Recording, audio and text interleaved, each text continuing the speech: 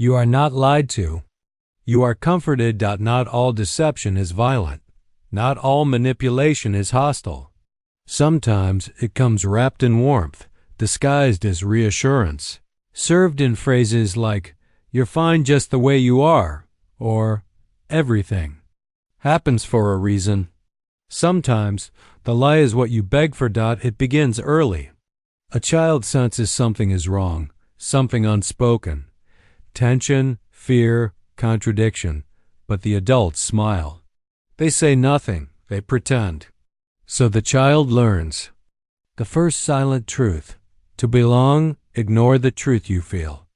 And the first unspoken lie: this is love.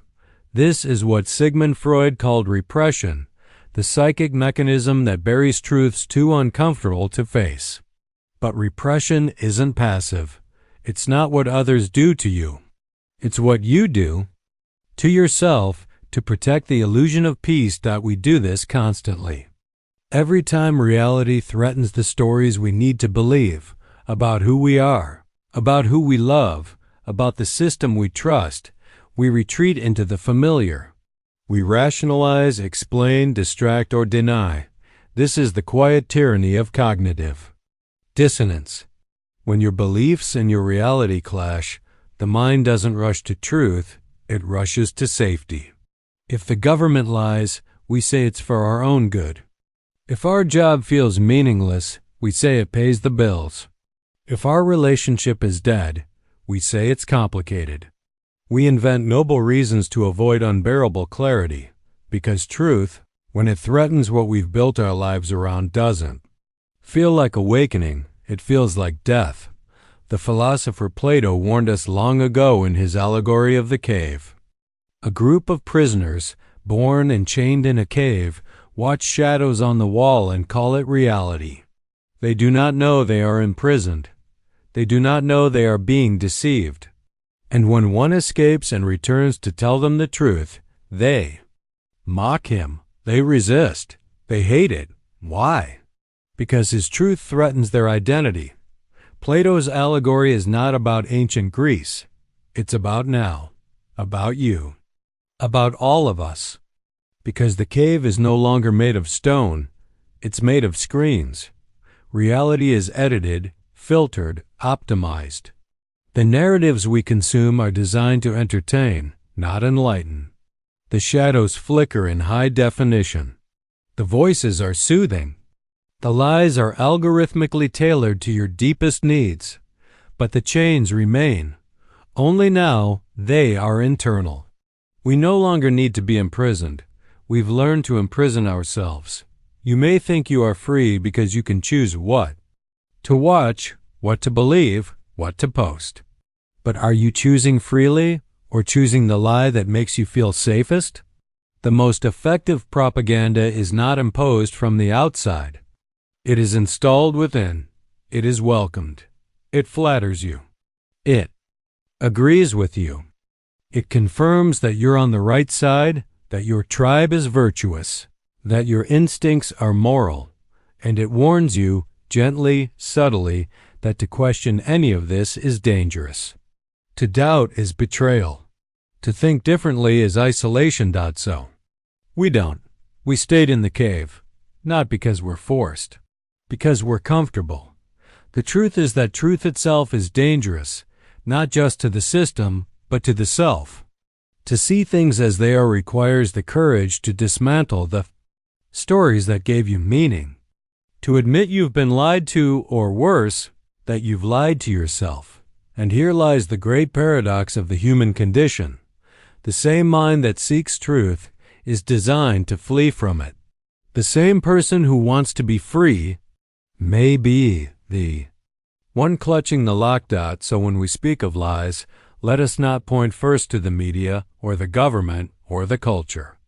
Let us point inward to the narratives we protect, the illusions we defend, the shadows we call reality, because the most dangerous lie is the one that feels like home. You can escape the news. You can log off social media. You can move to another country, another system, another ideology. But there is one deceiver you cannot run from: yourself. We lie to ourselves more fluently, more elegantly than any politician ever could. And we do it for the same reason, to preserve power. Only in this case, the power we're protecting is not dominance over others, but the illusion of stability within. This is the theater of self-deception. And we are not just the actors, we are also the scriptwriters, the directors and the audience applauding our own performance. Nietzsche once wrote that truth is simply a mobile army of metaphors. He wasn't dismissing the truth. He was exposing how language, and by extension, identity, is never fixed. We build meaning not from facts, but from metaphors, from stories. And those stories are almost always edited for emotional survival. This is where identity becomes a prison. Because once we believe a story about ourselves, that we are moral, loyal, intelligent, humble, oppressed, superior, or innocent, we begin to filter all reality through it. We don't seek what's true. We seek what keeps the story alive. This isn't a glitch. It's a feature of the ego. The human psyche is wired not for honesty, but for consistency. When truth threatens the role we've chosen, or the one chosen for us, the mind will twist, suppress, or reinterpret reality to protect the script. You can see it in the convert who rewrites their past to match their newfound faith. You can see it in the radical ideologue who once mocked extremism. You can see it in the cult member who believes that the end is near and then believes again when it doesn't come. But you don't have to look far. You can see it in yourself. That time you stayed in a toxic relationship because it was familiar. That job you defended even as it drained your soul. That belief you held on to, not because it made sense, but because admitting you were wrong would unravel too much. The mirror we look into each morning is not neutral. It is flattering. It edits. It erases. It reflects back not who we are, but who we need to believe we are in order to function. This is the false mirror, a concept that doesn't just exist in philosophy, but in marketing, in media, in modern identity politics. Everything around you is designed to reinforce the image you want to see, but that image is fragile. It cannot withstand contradiction. And so, anything that challenges it becomes a threat. This is why truth tellers are so often hated. Not because they are wrong, but because they disturb the reflection. They hold up a clearer mirror, and we recoil. Erich Fromm once wrote that modern people fear freedom, not because they don't want it, but because true freedom requires the loss of illusion, the abandonment of roles. The collapse of false certainty. To be truly free is to look into a mirror and see nothing but the raw self, stripped of performance, stripped of flattery, stripped of story. Few can tolerate that nakedness. So instead, we dress ourselves in masks, not to deceive others, but to deceive ourselves. And so, the lie continues. Maintained not by force, but by familiarity. Reinforced not by enemies, but by our own reflection. We want to believe we are honest. But more than that, we want to believe we are good. We want to believe we are justified, enlightened, aware. So we craft a mirror that confirms it, and then we wonder why truth never feels comfortable, why freedom feels like loss, why awakening feels like grief. The answer is simple. We have been staring into a mirror that never once told the truth. Most people don't believe lies because they're stupid. They believe them because they're scared. Fear is the blueprint of belief. And those who understand this can build entire realities from it, realities so convincing, so emotionally precise, that truth becomes irrelevant. It doesn't matter. What's real? It only matters what feels safe. This is not a modern trick. It is ancient architecture. But in the 20th century, it was perfected. In the aftermath of World War I, a man named Edward Bernays, nephew of Sigmund Freud, revolutionized The way truth could be engineered. Drawing from Freud's theory of the unconscious, Bernays realized that people don't respond to facts. They respond to symbols, fears, and desires.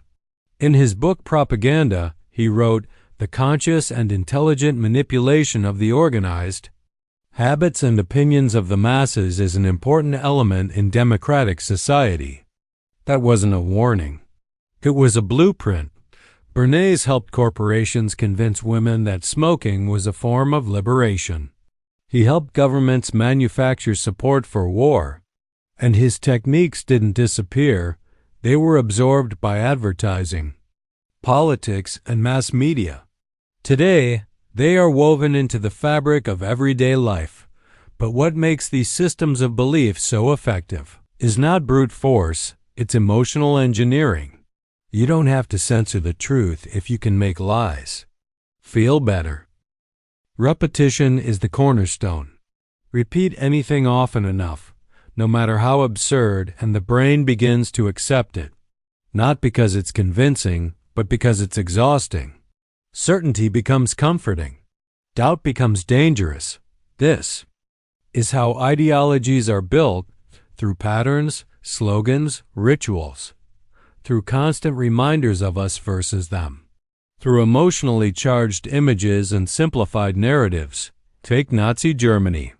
Their propaganda was not just informational, it was mythological. It blended nationalism, fear, racial pride, and grievance into a symbolic system that was far more potent than facts. Books were burned, speeches choreographed, dissent criminalized, all to reinforce a single emotionally coherent reality. It worked, because it didn't need to be true. It only needed to be total. In the Cold War, the United States followed suit, not with the same brutality, but with the same psychological tools. Fear of communism was broadcast through newsreels, school lessons, and Hollywood scripts. The enemy wasn't just a political force, it was an existential evil. The result was a population unified not by understanding, but by anxiety. The architecture of belief doesn't rely on logic, it relies on belonging. Because once a belief system becomes social, to question it is to risk exile. This is where groupthink begins. Groupthink happens when the fear of disagreement overrides the pursuit of truth. People conform, not because they're convinced, but because they're afraid to be alone.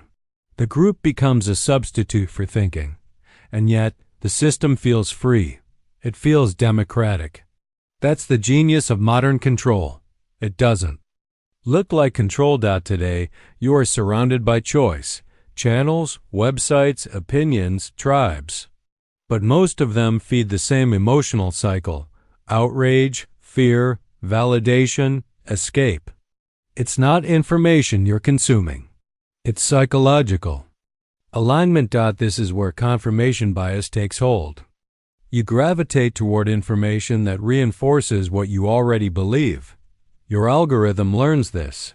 It feeds you more of the same. You stop encountering real opposition. You begin mistaking repetition for truth, and the more people around you believe the same thing, the more you trust it.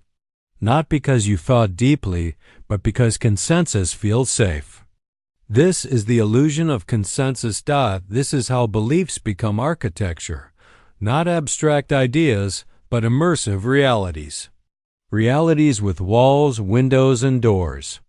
Realities with emotional logic. Realities that punish doubt.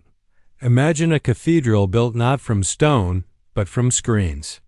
Each screen flashing the same phrase, over and over, until it becomes scripture. Not because it's sacred, but because it's everywhere. This is how systems manufacture obedience, not by hiding the truth, but by drowning it, not by suppressing freedom, but by making it too confusing to use. And what makes this terrifying is not how rare it is, but how common. Every era has its myths. Every empire has its dogma. Every society has its sacred illusions. The architecture may change. The materials may evolve, but the foundation remains the same: fear, repetition, belonging. Truth doesn't disappear. It just becomes irrelevant. And once belief is engineered at scale, once an entire population is trained to find safety in illusion, the question is no longer, what is true? The question becomes, who dares to say it? Because in a world where belief is architecture, the truth is demolition. Once, control was crude. It came with whips, boots, and barbed wire. It punished disobedience and rewarded submission with silence. It was visible, obvious, brutal, but the future of control was never brutality. It was seduction. Today, the chains are softer than velvet. And we don't fight them. We embrace them. Modern power doesn't break you. It flatters you. It whispers, you're free. It smiles while it tightens the noose. Michel Foucault warned us. The most effective systems of power don't need to dominate from above. They train us to regulate ourselves from within, not through fear, but through identity. Not through violence, but through psychology. Look around. Your education doesn't teach rebellion. It teaches compliance, deadlines, standardized answers, silence in exchange for reward. You don't question. You memorize. Your job doesn't demand passion. It demands performance. You learn to speak in slogans, to sell your personality, to smile on cue. Your resume becomes a costume. Your ambition is monetized. Even your therapy, your inner life, is framed in productivity metrics. Heal faster. Think positive. Stay functional. Be well enough to work. This is soft power. The ability to guide behavior not through force, but through emotional manipulation. Through branding, repetition, and the illusion of freedom. You don't have to be locked in a cage if you can be convinced that the cage is a lifestyle choice. This is the genius of the age. You are allowed to rebel as long as your rebellion is decorative. You're allowed to criticize as long as it leads nowhere. You're allowed to express as long as your expression can be turned into content. We are drowning in the illusion of autonomy. Click what you want, wear what you want, say what you want. But everything you want is shaped by invisible forces, dopamine-driven platforms, algorithmic echo chambers, curated tribal identities, and beneath it all, a single message echoes. You are free, so long as you do not question the system that defines that freedom. Aldous Huxley didn't imagine a world of oppression. He imagined something worse, a world where people learn to love their servitude. He predicted a society where pleasure is power, where screens entertain and sedate, where individuality is a brand and dissent is merchandised. That world is here. You carry the machine that manipulates you. You refresh it voluntarily. You update it. You speak its language. You feed it your thoughts, your face, your fears. And in return, it gives you dopamine, validation, a voice, but not power. Never power. Because power has changed shape. It doesn't live in police batons. It lives in policies, in culture, in the metrics that define you, in the narratives you internalize before you're old enough to question them. The paradox is almost poetic. We've never had more choices, and we've never been more obedient. We brand ourselves into categories, loyalties, slogans. We attack strangers to signal virtue. We spend our lives curating digital personas that can be monetized, surveilled, predicted, and sold. And we call this liberation. But liberation is not performance. Liberation is not consumption.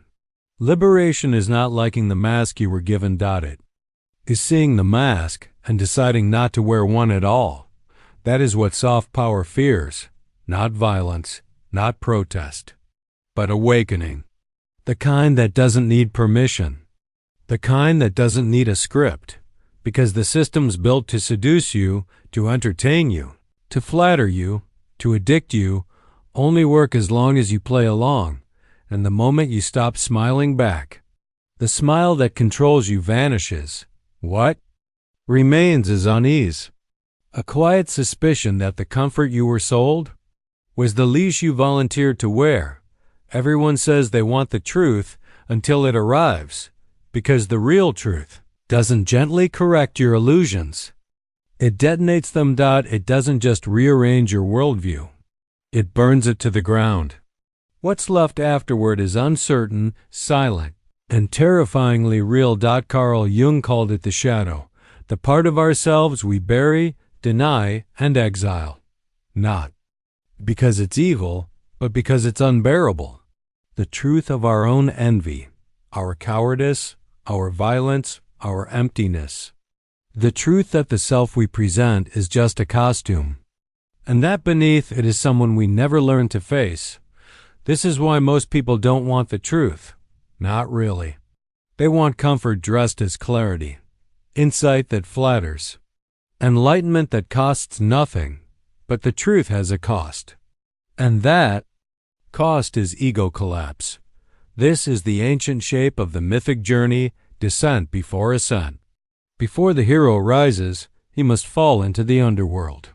He must lose everything, his identity, his innocence, his certainty. It's not a metaphor. It's a psychological law. Socrates knew this when he said, "I know that I know nothing." It wasn't humility. It was the scream of a man who saw too much, who realized that truth wasn't a collection of facts, but a stripping away of illusions. And for that, they killed him. So did they exile Diogenes, the mad cynic who rejected all status, comfort, and pretense. He lived in a barrel, mocked kings, carried a lamp in daylight, claiming to search for an honest man. His truth was brutal and for most intolerable. Centuries later, Edward Snowden revealed the mass surveillance quietly shaping modern life, and when he did, he didn't become a hero. He became an exile, not because what he said was false, but because it was true, and that truth broke the illusion of freedom. This is the pattern. Tell the truth too clearly, and people won't thank you. They'll reject you, or label you, or erase you. Because full truth does something terrifying. It shatters the internal architecture people rely on to survive. It reveals that the institutions they trusted are built on narratives, that their comforts came at a cost, that their identity may not be chosen but inherited, that their heroes may be liars, that their God may be silent, and then the final blow, that they themselves were complicit. To accept the full truth is to grieve, to watch the death of a self you once believed in. But what comes next is rebirth. Not peace, not closure, but clarity. A raw, painful freedom. Because when there's nothing left to defend, nothing left to prove, nothing left to pretend, you are finally free to see what's real. Not because it's easy, because it's the only thing left after truth destroys what you were. It doesn't speak. It waits. In a world addicted to noise, stillness feels like death. Silence is mistaken for emptiness. But real wisdom doesn't shout. It doesn't arrive through conquest or argument. It emerges quietly when everything else has fallen away. The modern world fears silence. It fills every gap with stimulation, news, music, notifications, commentary, content, always more content. But this constant flood isn't communication, it's concealment. It keeps you from hearing what only silence can reveal. Lao Tzu once sighed, "To know the world, know yourself. To know yourself, be still." Stillness is not passivity. It is perception without interference. After the collapse, after the illusion, the ego, the identity falls apart, there is nothing left to defend. No more roles to play, no more voices to impress. And in that vacuum, something ancient returns. Awareness. Simone Weil called it attention. Not the distracted attention of entertainment, but a sacred kind, still, open, undemanding. She believed. Truth couldn't be seized, it could only be received. And only a silent mind could receive it. Jiddu Krishnamurti went further. He taught that truth is not something to be discovered, because discovery implies effort, direction, control, all of which come from ego. Instead, he said, truth appears when the self becomes transparent, when there is no observer, only observation. This is why the final step of awakening is not knowing more. It needs less. You don't arrive at truth by stacking new beliefs. You arrive by subtracting the false, the story, the conditioning, the need to be right, the hunger to be seen. What remains is not an answer, but a presence. This is what mystics and sages have whispered across millennia. That truth isn't a weapon. It isn't an ideology. It isn't even a conclusion. It is a state. And that state only begins when the inner noise ends. That's why some people find more clarity in a cabin than in a classroom. More wisdom in a single breath than in an entire bookshelf. Because when the mind grows quiet, completely quiet, it stops filtering reality through memory, identity, and desire. And in that stillness, you don't hear something new. You hear what's always been there. Truth doesn't rush in like a soldier. It rises like the sun, slowly, unprovoked, unstoppable. And the only requirement is that you don't look away. This is the final paradox of truth. It destroys everything. That isn't real. And then it asks nothing from you except silence. Not the silence of retreat, but the silence of presence. Of being with what is, without flinching, without running, without reaching for a story, because the truth was never hiding. It was just waiting for you to be quiet enough to hear it. You will lie to yourself again, maybe not today, maybe not consciously, but the moment life demands too much truth, your mind will offer relief, a softened version, a safer version, something survivable. And that's not failure. That's being human. The point of truth-seeking is not to become invulnerable to illusion. It's to recognize when it returns, to catch it mid-sentence, to pause when your mind builds yet another story that makes you the victim, the hero, the one who knows. You don't graduate from illusion. You develop a relationship with it.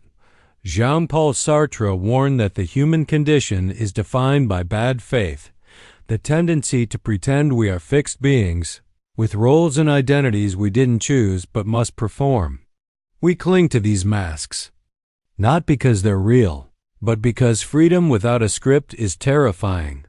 The existentialists never promised that awareness would make life easier, only more honest. And honesty is not a one-time achievement. It's a discipline. That's the difference between those who are smart and those who become wise. Intelligence can rationalize anything, but wisdom suspects even its own logic. It listens when something inside resists too hard, when the story feels too perfect, when the pain feels too convenient. Smart people don't avoid lies. They track them. They ask, what am I not seeing? What am I protecting? What would this look like if I were wrong? Because awareness is not a fortress. It's a practice, a way of walking through life with your eyes open, even when it hurts. Tomorrow you will be tempted to forget, to filter reality through comfort again. You'll feel the old urges to justify, to blame, to pretend. You'll want to believe that you've arrived, that you're done evolving. But the truth doesn't care about your narrative. It just waits in the silence, in the discomfort, in the flicker of recognition when something doesn't sit right. And when it comes, it won't rescue you. It won't explain itself. It will ask only one thing. Will you see it or will you flinch? That's the real practice. Not perfection, Not certainty, but vigilance. The willingness to remain open, to carry a shard of that shattered mirror and look into it even when it cuts, because the real power isn't in having all the answers. It's asking better questions. It's in catching yourself before the next illusion settles in. It's in remembering, again and again. The lies return, but so can you. Back to truth, back to clarity, back to yourself.